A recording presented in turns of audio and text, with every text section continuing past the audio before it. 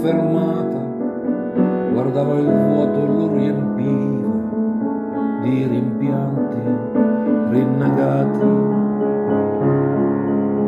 E c'era una cameriera dentro il bagno chiusa, soffocava dalle sue lacrime, la carta igienica l'accompagnava.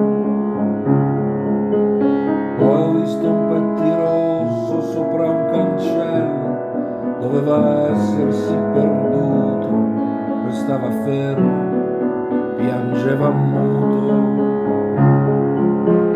E tutta questa umanità dove se n'è andata, imprigionata dalle illusioni, dal gioco furbo, dai baracconi.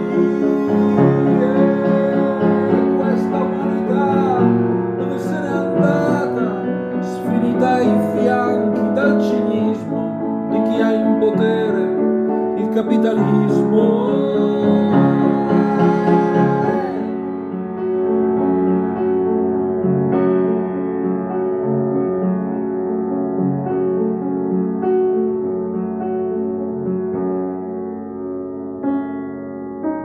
C'era un vecchio che arrancava sull'arenile, con gli occhi secchi si sforzava di ricordare com'era il mare.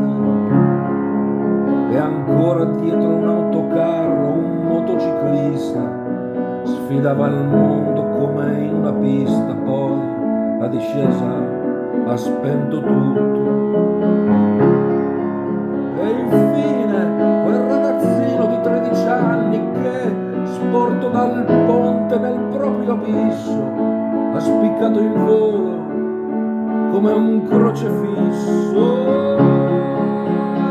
E tutta questa umanità dove se n'è andata, imprigionata dalle illusioni, dal gioco furbo, dai baracconi. Questa immensità dove se n'è andata, sfinita ai fianchi dal cinismo di chi ha in potere il proprio egoismo.